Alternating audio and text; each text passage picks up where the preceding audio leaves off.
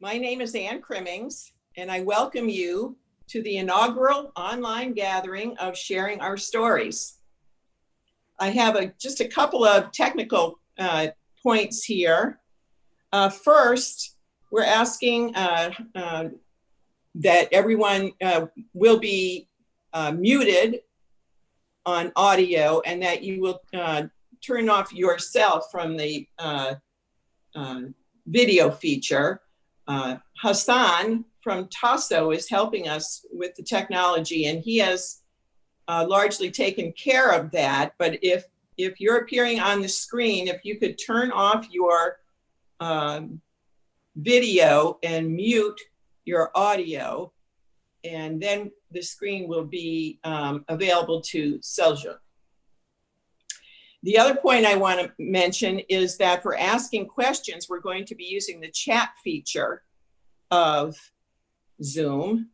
And you can find that chat feature on your screen, and that will allow you to type in your questions. And at the end of Selçuk's presentation, I will be reading those questions for the remaining time that we will have. So you can look for the chat feature while you're listening and type in any questions that you might want to ask. I do want to thank Kay Lebowski and the other members of the Sharing Our Stories committee for their work on adapting Sharing Our Stories to the Zoom format. And I also want to thank Hassan from Tasso for all of his help with the technology. Finally, I want to thank our speaker, Selçuk Altuntas, for being our first Zoom presenter. And presenting on Zoom is a bit of a challenge because you're largely just talking to a screen without seeing your audience members. So we thank him for being our pioneer tonight. Selçuk was born in Turkey in the port city of Ordu. In 2006, he came to the United States to pursue graduate studies in religion and history, and has earned his master's and doctoral degrees. And we will be hearing more about his educational journey during his talk. Selçuk and his wonderful wife, Sumira, and their two children then recently moved to Columbus. And here, Selçuk is teaching online for Ohio State University, serving as a part-time chaplain at the Pickaway Correctional Institute in Orion, Ohio, and conducting a search for a full-time faculty position in religion and history. So I am eager to hear about Selçuk's life journey, and I welcome you, Selçuk, to Sharing Our Stories. All right. Thank you, Anne. And I would like to begin with thanking to Worthington Interfaith neighbors and Anne for considering me for this difficult job. I mean, but I'm glad that they have given me this opportunity to do this presentation. And another thing is that my apologies that my picture on the flyer and my actual appearance, they're a little bit different, probably. And since I mean, on these like virus days, we are like at home and we don't go outside, I just wanted to take advantage of this situation, and I just cut my hair as short as possible. So this is this is my excuse for looking a little bit different than my picture on the event flyer. So what I'm gonna do is, first of all, I'm gonna share my screen, and you will be able to see my screen. But as Anne mentioned, you will not be able to jump in and ask questions. But if you keep your questions and type them at the end of my presentation, I will try to answer them, as many of them as possible. So let me share my screen. All right. Now, can everybody see my screen? Yes, we can see, Mr. Selçuk. Okay, so the admin told me that everybody can see my screen. So let me begin my presentation. Okay, as Anne mentioned, I'm teaching an online course at OSU, the Ohio State University. It's a history course, and it's a course on the recent or like modern history of the Middle East. But when I start like mm, when I in the like the first day of class, I usually begin with the story of my name. So my name in Turkish Selçuk and in English Seljuk, it's it's a historical name.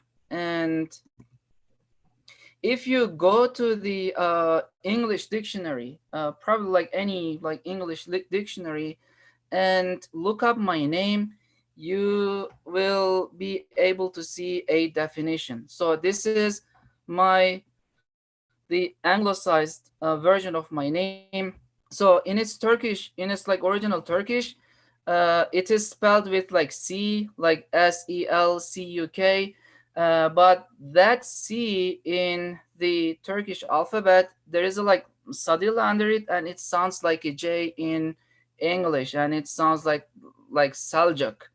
And again, it's also found in the English dictionary, and it's a historical name, meaning there used to be an empire in the Middle East around the time like 11th, like 13th centuries. This is also the time period when the renowned, famous Sufi poet Rumi lived. I mean, the Rumi lived during the time of the Seljuks, so the Seljuk Empire. But you could like ask if I am coming from the like royal family. No, I do not belong to the royal family. This is a common name in Turkey, like Selçuk. My family, my father named me after a very famous soccer player. I mean, when I was born, there was a like famous soccer player named like Selçuk, and that's why they named me after this soccer player. And you can imagine how like soccer is like popular in Turkey. I mean, like people, name their like kids after like famous or like popular soccer players. Okay, this is the story of my name, Selçuk in Turkish and Seljuk in English. And again, you can find it on the English dictionary. Next, I'm going to show you the map of Turkey on Google Maps. So since we are all like on the screen, I will take advantage of it, and I will go to Google Maps, and then I will show you the map of Turkey, and I'll talk about my hometown. So this is the map of Turkey, and my hometown is right here on the north. So let me just zoom in a little bit, zoom in. And this is the city that I was born, and it's called Ordu, like meaning like in Turkish it means like military or like army. And there is a story behind it, but I'm not gonna talk about it. This is my city, and let me do it like let me switch to satellite just to give you an idea about the geography of Turkey. Uh, okay. So this is the map of Turkey, and this is my hometown. And if you just pay attention to the map, this like shoreline. So this is the Black Sea right here on the north, and here in the south there is the Mediterranean and Aegean Sea and the Sea of Marmara right here. And I am from the north, and this like shoreline from like Istanbul, and I assume that everybody knows like Istanbul. Istanbul is the largest city of Turkey, and this shoreline is like all like green, and it's all like mountainous, and it's like beautiful, like geography. And sometimes people call it as the alpines of Turkey, because like it's like mountainous, it's like there's always like green, it's just off the sea, and it's just a like beautiful sight. let me switch back to the like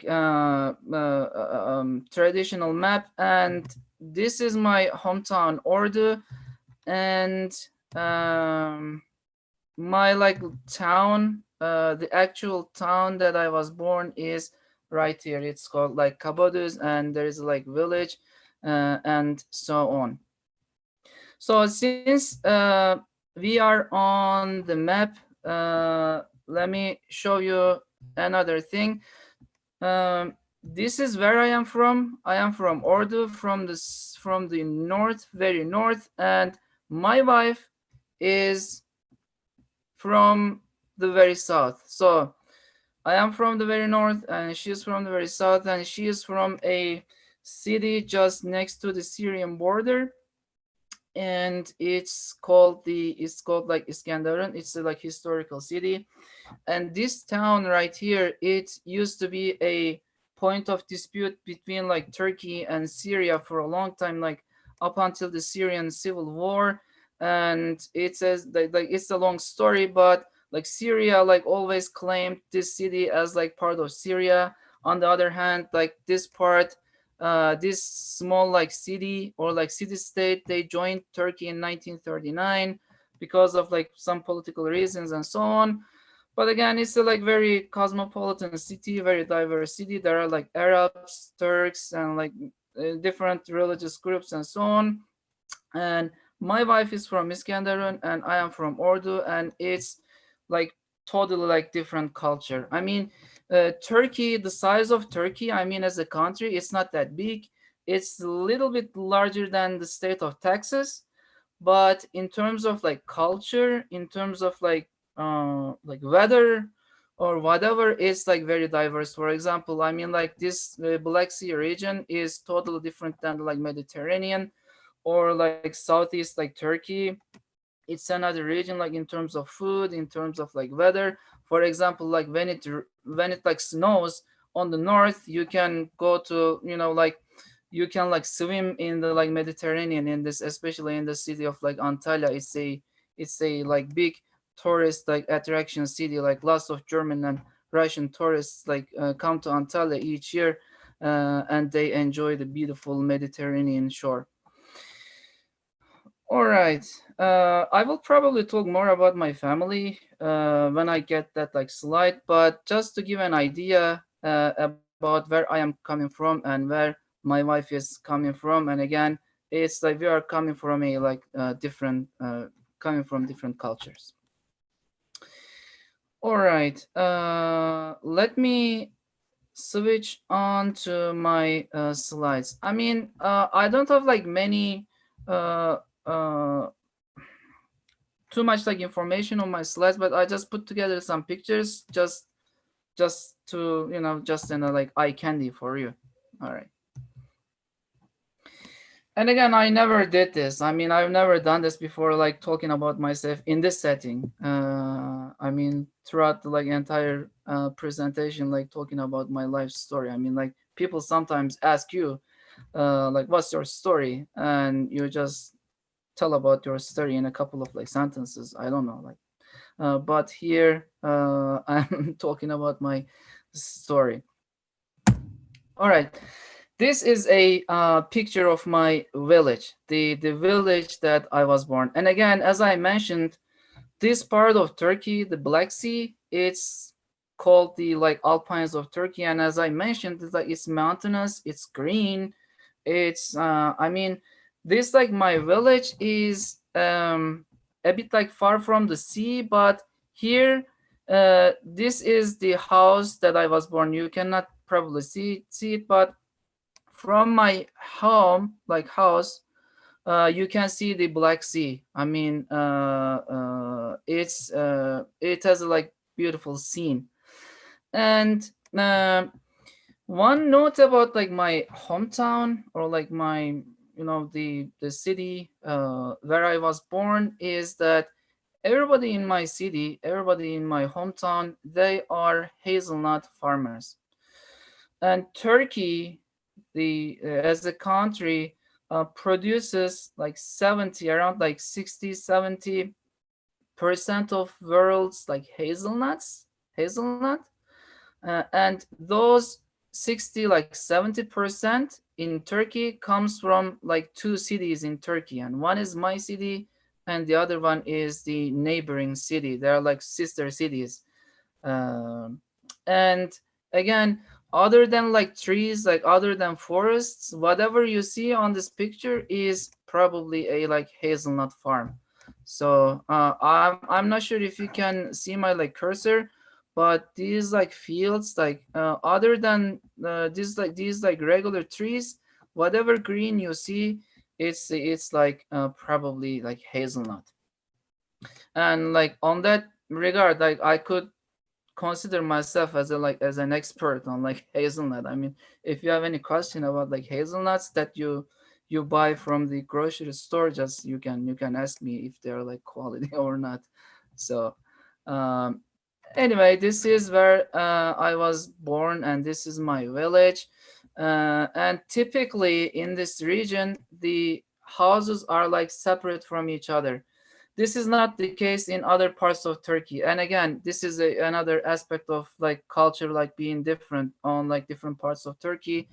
In my like hometown, like the homes are usually like separate from each other. There is one home here, house here, and there is another one here. There is another one here. But if you go to, I mean, in other parts of Turkey, it's more like condensed, like the houses and other dwellings are like like next to each other. But it's because of like geography. Wherever you have your like hazelnut farm, you build your house just next to it. Okay, so that's the basically that's the idea. Mhm. And this is another picture, and this is the picture of the town. I'm not sure if you can like recognize the like apartments, like houses right here. And again, this is also like because of geography. And this building right here is like my high school. This is the high school that I went. And I have another picture of me in high school. Okay, so just to give an idea about the geography of my hometown. Mhm. Okay, so a couple of words about like my extended family. All my like extended family, they live in Turkey. It's only me like living abroad in my like extended family, and this is our like only like family picture. Even though the date like here it says like 2009, it's not like 2009. This it's like way before, and this like little kid here, it's me, and this is my only like picture when I was a like toddler. Let's say probably I was a toddler back then. And these are like all my. This is like my father, and then like my sisters right here, and my mother, and these are my brothers, and this is my brother with his like cat right here. Right.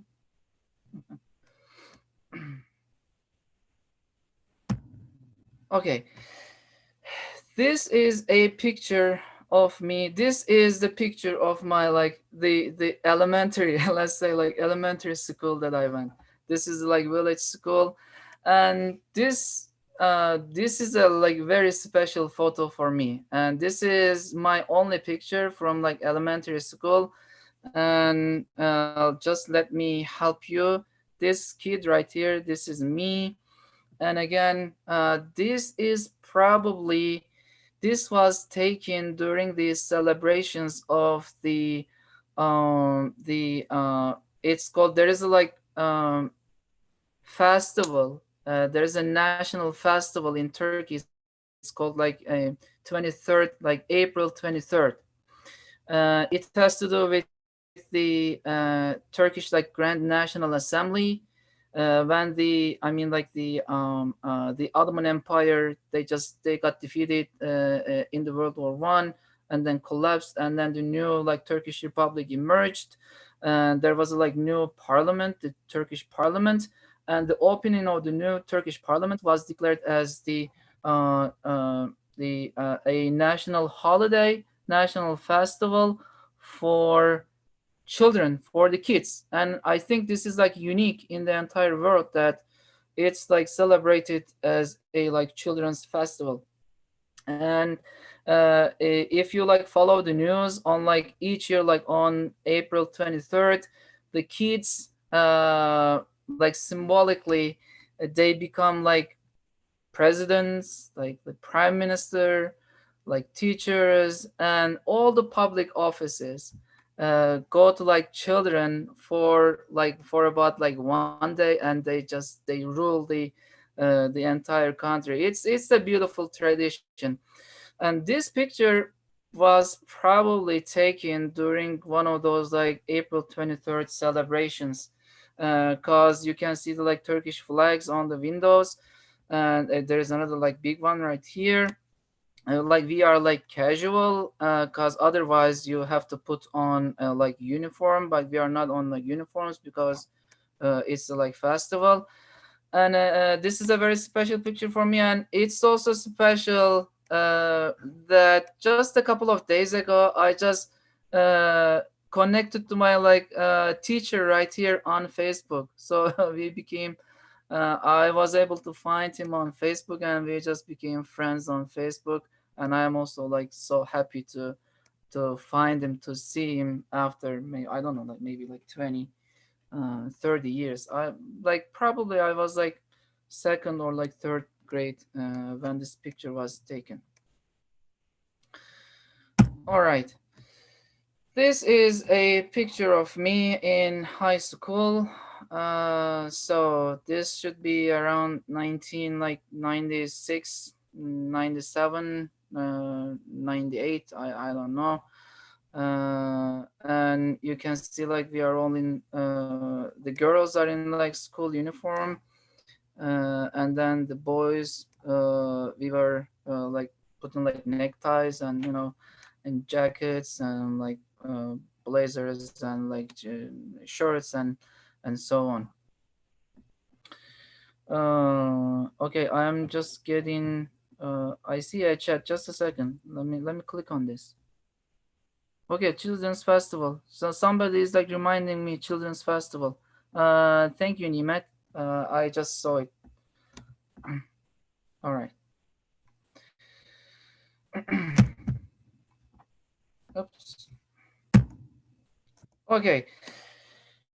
Then I finished high school. I graduated from high school in 1999, and then uh, I entered the university. I took the university entrance exam.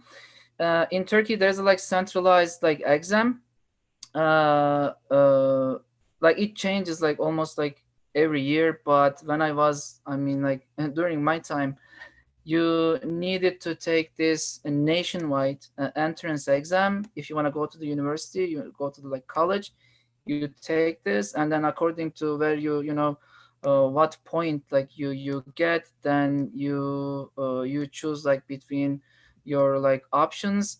And I was like quite successful. I mean, when I was in high school, and I was a I was like smart boy, and I was the only person in my school who was able to go to college. And I went to college, and uh, I needed to move another city in Turkey to go to college. So let me go back to my map and then show you the city where I went to college. Again, this is my hometown right here, and this is the city right here where I went to college. So it's like far from my hometown. It's right here on the western coast. It's the like coastal city. This is the third largest city of Turkey after Istanbul, and then capital Ankara, and then the third one is Izmir.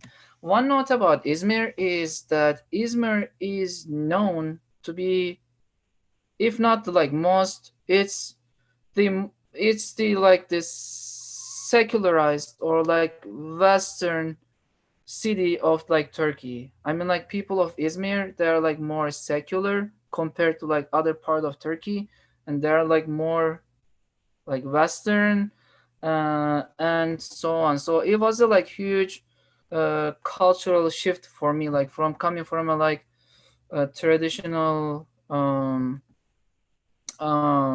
like Islamic background to a like more secular, like more relaxed, like more westernized city like Izmir.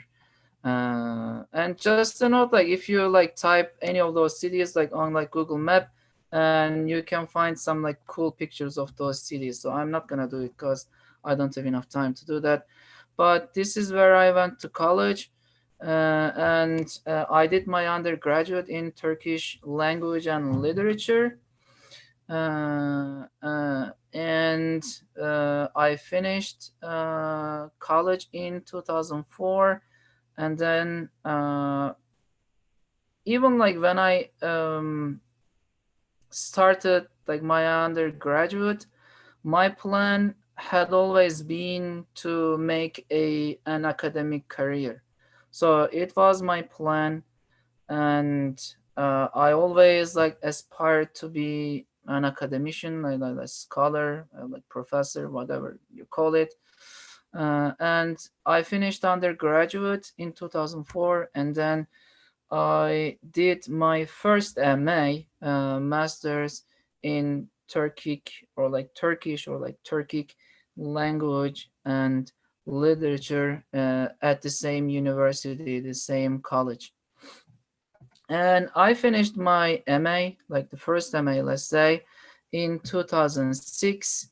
And then I decided to come to the US for like further, to do like further study to pursue an academic career. And I came to the US in 2006. So let me go back to my slides, make it full screen. And when I first came to the US, I went to like Iowa City, Iowa as my first destination in the US. It may like sound strange to some of you. I don't know if anybody is from like Iowa City, Iowa. But when I first came to the US, I used to be like Hawkeye, Iowa Hawkeye. So I came to Iowa City, Iowa, and for about a year, maybe more than a little bit more than a year, I went to ESL, English as a Second Language class at the University of Iowa. And after that, I made a bunch of like applications for an MA, for another MA, and I got like admission from a couple of schools, and I picked one, and I'll talk about that in my next pictures. So this is me at the campus of this is the old Capitol building. Again, if you're from Iowa, you probably know this. And this is my ESL language class at the University of Iowa. This is me right here. This is probably, I don't know, the graduation, or I can't remember exactly. Okay, and I spent about like 1.5 year, little less than like 2 years in Iowa. And then I was like talking people about like doing an academic, like changing like my subject. So I am coming from a like language and literature background, and I had a couple of friends like in Chicago doing like masters in religious studies. And I mean, in Turkey, there's this thing. I mean, if you start your academic career as a, let's say, like historian, then you stick with it. You do not change it. So you go in that direction. But here in the US, it's a little bit like more like flexible. I mean, I had like professors, for example, coming from like physics like background, and then now they're like religious studies professors. Or I mean, you saw like people like this. And then I saw this and I thought that it could be a like good idea, because like if I pursue pursued a like career in like Turkish literature and like Turkish linguistics in the US. I mean, there are a couple of like departments I know in like big universities. Then my audience would be like limited. But if I do a like career in religious studies or like Islamic studies, then I can reach to a like broader audience, and in the job market, I will have like more choices. But it it's not been the case like so far. But it was the plan when I decided to change my subject from Turkish linguistics literature to religious studies. Uh, I This is like my school. This is the school where I did my second MA in theology, and my subject was the Christian Muslim dialogue. And my school is called a Catholic Theological Union. For those who are familiar with like Hyde Park, Chicago, the University of Chicago, this is very close to the University of Chicago campus, but this is a like Catholic seminary. And this was a like tremendous like experience for me. I mean, like uh coming from a like literature background and coming from a like different religious background, being in a like Catholic missionary school, quote unquote, it was a like unique experience for me. And when I was a like student here, and this is a like school to it like raises like Catholic priests, and it prepares people for like ministry, for like mission. And I had the privilege of being the only, maybe um there were like two or like three like Muslim students, let's say, let's put it that way, and I was just like one of them. And being the like only maybe like one of the like few Muslim students in a Roman Catholic like seminary, like everybody's like looking at you. You are on the like center of like attention in your classes and like so on. But I mean, you are the like rock star, and I like the idea of like being the rock star, and I just accepted the offer, their offer, and I started my MA in interreligious dialogue. The program offered like MAs in like, let's say, like Jewish Christian dialogue, Jewish Muslim dialogue, and Christian Muslim dialogue, and I picked Christian Muslim dialogue. And I'm glad that I did this, and I had like lots of friends. I became familiar with like different religious orders, like the Franciscans, like Passionists, and Claretians, and so on. And this is like my dear friend like Jason, in his like Franciscan habit, and he is at the Vatican right now. He's teaching at the Vatican in Rome, and like my friend like Emily right here, and so on. So it was a uh,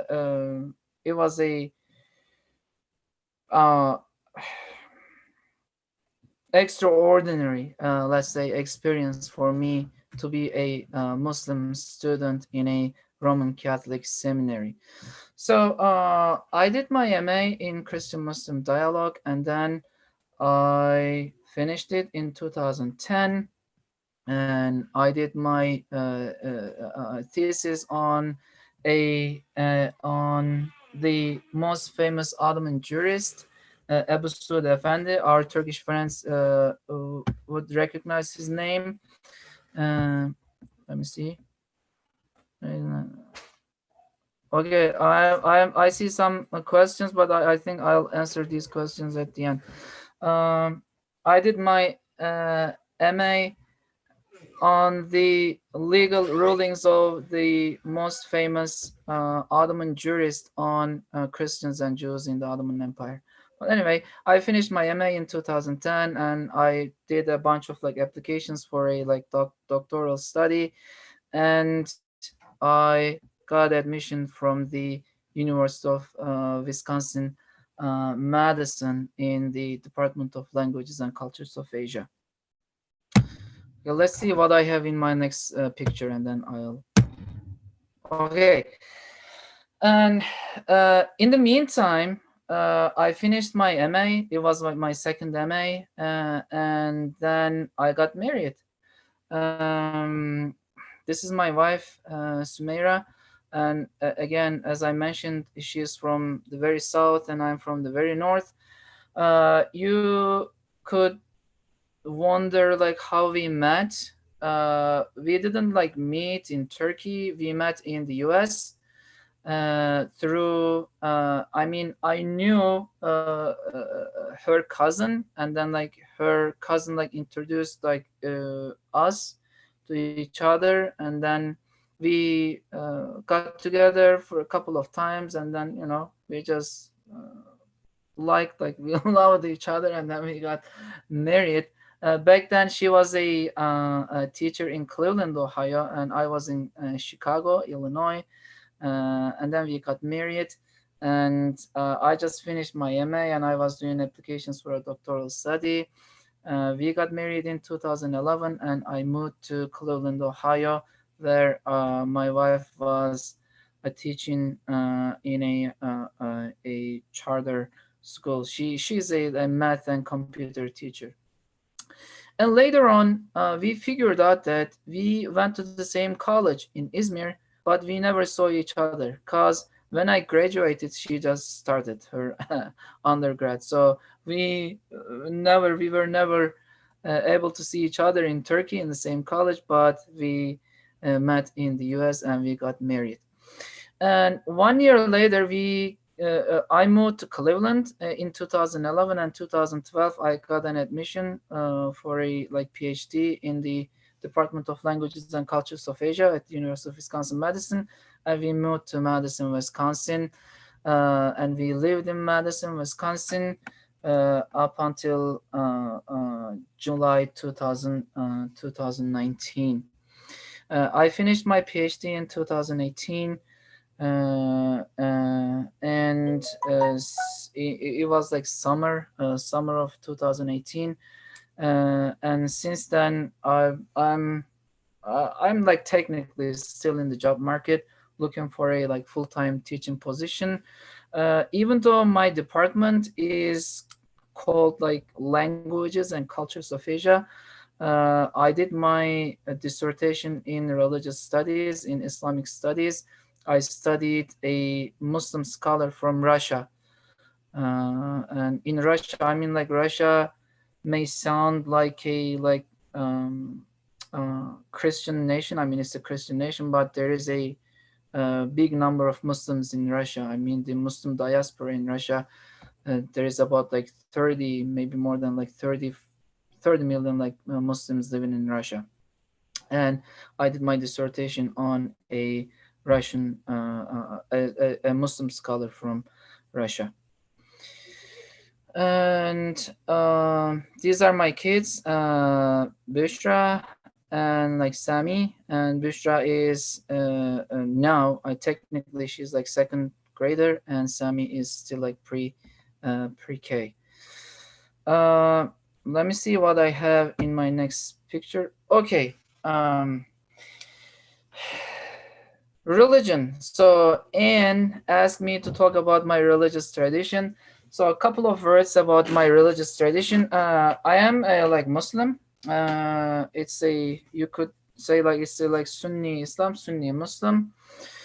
And this is, I don't know why I put my like grandparents here like for like religion part, but it's probably, it has to do with my grandpa. So this is my grandparent, grandfather, and this is my grandmother. This picture was taken in 2009, and they're still alive. They're like 96 years old, both of them. And I just called them 2 days ago. like the Muslims are celebrating Eid al-Fitr, the festival of like Ramadan, the festival which comes right after the month of Ramadan, the month of fasting, and we are on the third day of this religious festival, and everybody like, I mean, like the many of our Turkish friends, they probably talk to their like extended families back in Turkey over the phone, like over Skype or like Zoom, whatever. And I also called my like grandfather right here.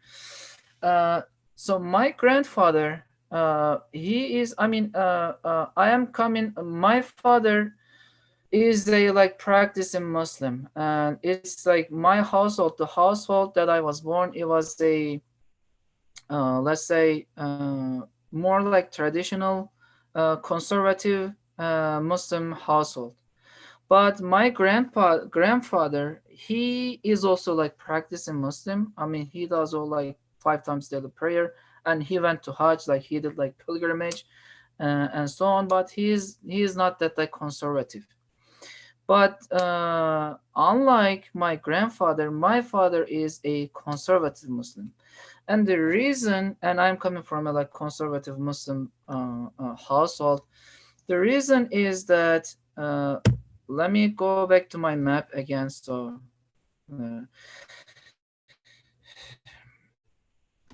even though like I am from like Ordu city, in the like 60s, I don't know the like the full story, but in the like 60s, my grandfather, he got a like position in the government, the Turkish government, in the capital of Ankara, in Ankara, and then he moved from Ordu to Ankara to be a like civil servant, and he worked as a like civil servant in the Turkish Grand National Assembly. And what he did is that he left my father in order to take care of the like the hazelnut farms and like other stuff, and then he took like my aunts and my uncles with him, and then they settled in Ankara. And since then, like since 1960s, like 1970s, they they are living in Ankara, and it's only my father, he is still living in Ordu.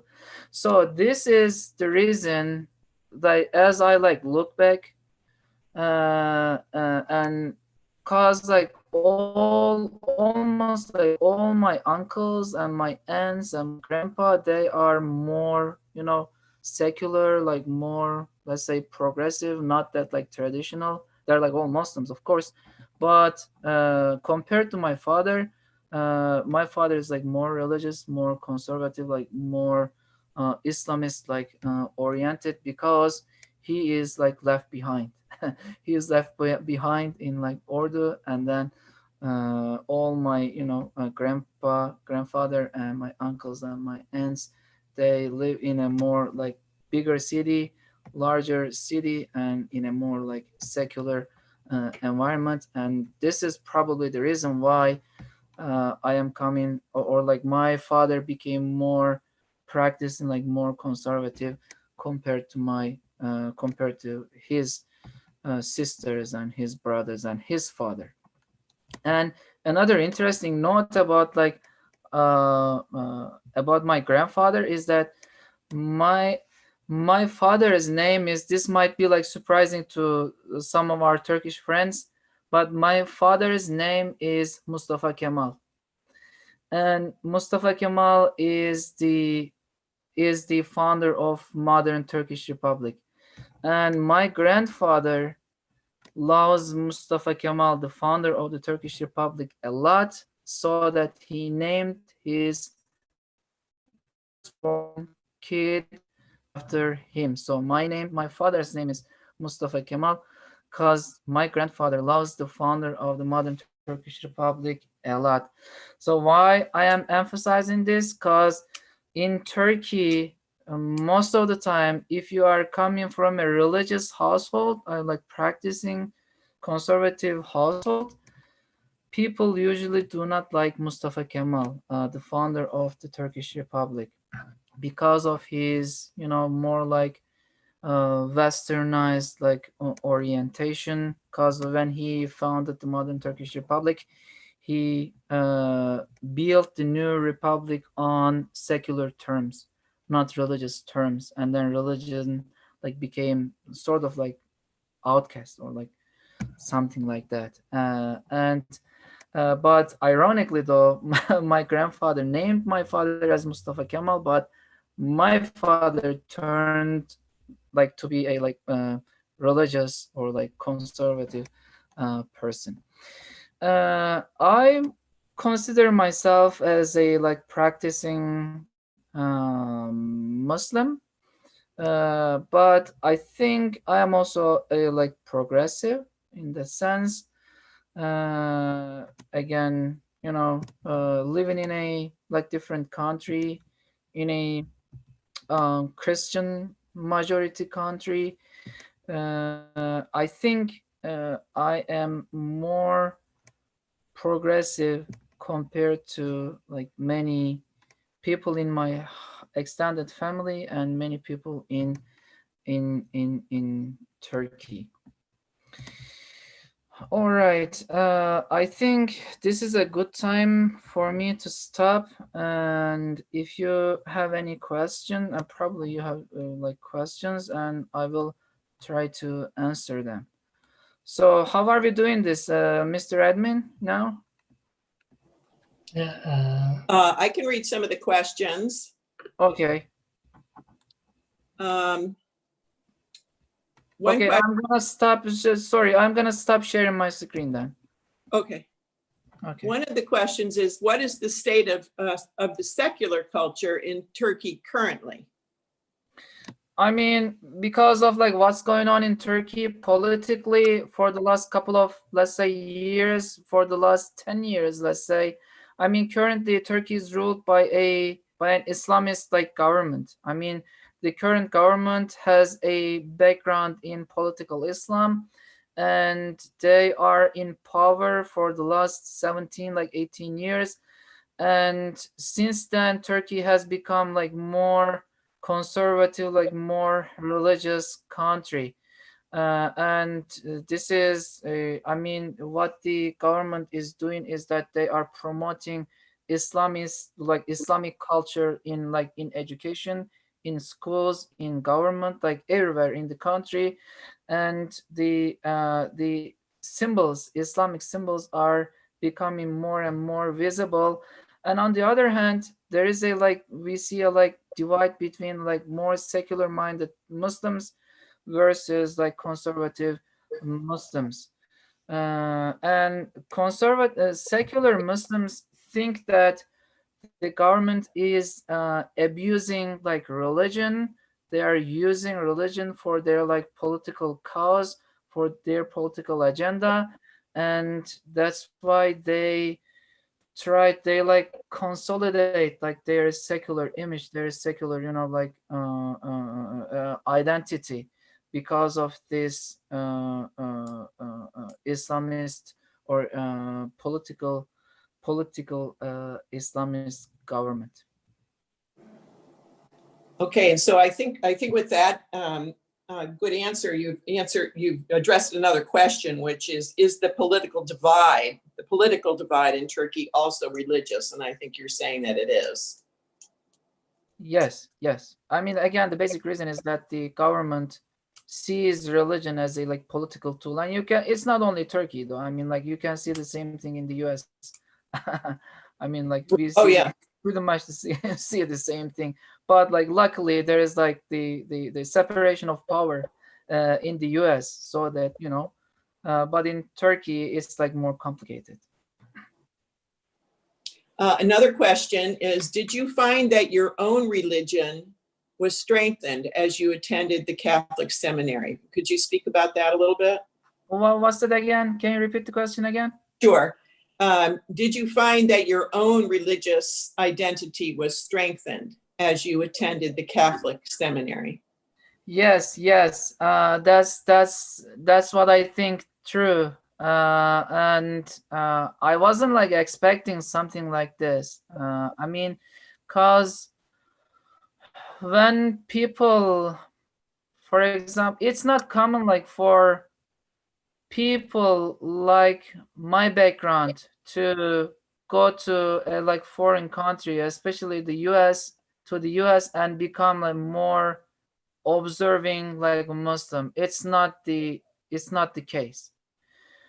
Oftentimes people, let's say, they do like green card lottery, let's say. I mean, the US, they do like they invite like people to the US like each year. There is like green card lottery. Let's say you apply to it and then you win the lottery and the United States like offer you a green card and you come to the US. Oftentimes, this is like my observation, people become more, they get away from religion. They become more, uh less concerned about like religion or like religious practices. But in my case, as I look at my like story, my history, um I think I became more aware of my religious tradition, and I think I have become more uh, conscious in my religious tradition and become more observant in that sense. Yes, a very good question.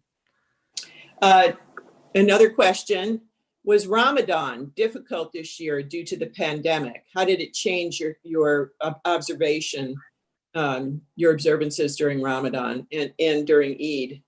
Yes, no, actually it wasn't that difficult compared to other years, because since like we are doing nothing and we are like at home, you could like sleep at until like noon or like late noon, and you can you can like fast, almost like the half. You can reduce the hours of like fasting almost like half, because like there's nothing to do. I mean, you just go to bed like very late in like early morning, around like 4 like 5 a.m. in the morning, and then like you sleep, until like 11 a.m., like noon, maybe like 1 p.m., and then it's already like middle of the day, and then you only have to like fast around like 8 9 hours, and it's not a big deal, because usually in the summer months the fasting is around like 17 18, sometimes like 19 hours. And Mm. if you have done this like before in the past, it's not a like big deal like to be like fasting around like 9 like 10 hours. No, it was for me, it was quite, it wasn't like that much difficult. But every time when you start like fasting, usually for the first couple of days, like 1 2 3 days, they are the most difficult ones, because you try to like adjust. After the third day, like fourth day, it becomes the like new normal, I mean like fasting. Okay. And it's usually you do it very like easily. Yes, this year it wasn't that difficult for me. Actually, I enjoyed it. Did it change your celebration of Eid? Yes, a little bit, cause traditionally when the festival comes, the Eid comes, you people usually like visit each other. But this time we stayed at home, like we only like called people. We didn't have a chance to make like actual visits to people's houses. Okay. And And we were also during the Ramadan, people also go to the like mosques for like prayer, and also we were not able to do that. mhm. Another question, can you tell us about being the Muslim chaplain in the prison? Oh yes, I forgot to talk about that. It was on my notes. Yes, I've been doing like prison ministry for more than like 10 years. I started it in 2009 in a like prison in Illinois. I have like volunteered in like different prisons across states in Illinois, in Wisconsin, in Ohio, and right now I am the contractor Muslim chaplain at PKW Correctional Institution.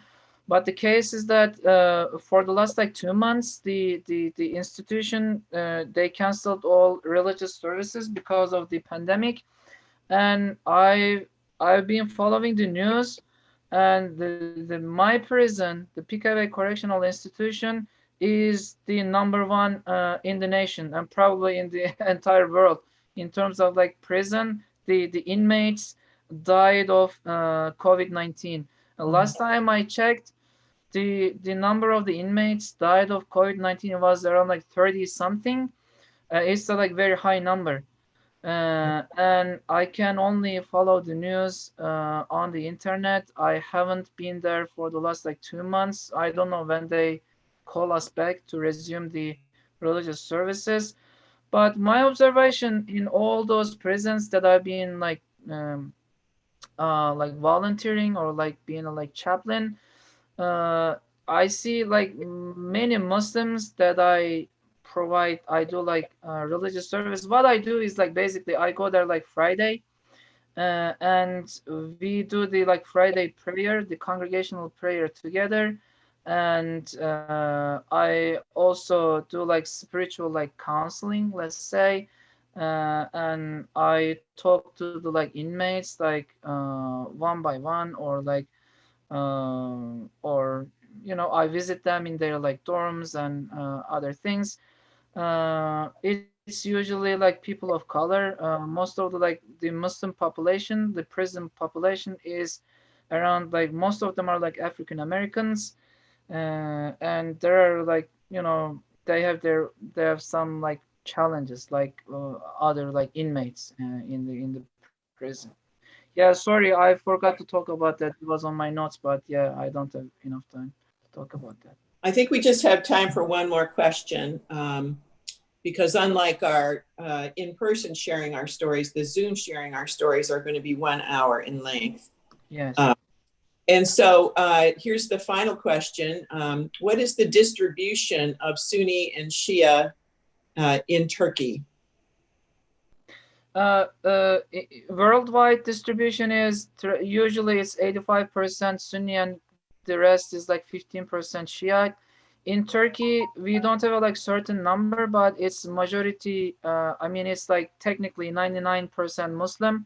But when it comes to like Shiite in Turkey, what we call there is this like religious group called the Alevis, and Alevis are some people consider them as like Shiites or like an offshoot of the Shiite Islam, but it's a quite it's a like very unique branch of Islam, but they are different than Sunni Muslims, and they are the largest religious minority in Turkey. But nobody knows the exact number, exact population of the Alevis in Turkey.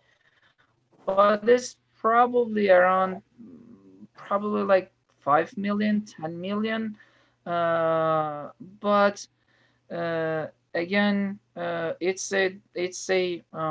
still a like mystery, because up until recent times and even still today, people are not comfortable to express their religious background. If you are not coming from a traditional Sunni Muslim background, then people usually off, or sometimes they pretend to be a like traditional Sunni Muslim, or they just do not talk about it. They do not mention their religious background. And again, there isn't a like certain number about the Alevis. Alevis are the largest religious minority. There are other religious minorities like Jews and like and Christians, and but so far the Alevis are the largest religious minority, and there is not a certain number. Well, thank you so much, Selçuk, for your presentation. I really enjoyed it. I'm going to clap on behalf of everyone. Thank you. And, I would like to thank everyone for attending, and you'll be hearing from Kay Lebowski and the Sharing Our Stories Committee about our next presentation. But Selçuk, I again thank you. It was very interesting, and you got us off to a great start. Yeah, thanks for having me. Good night, everybody. Good night. Good night. All right. Send it Thank back to the you. yard. Good night. Thank you. Everybody else.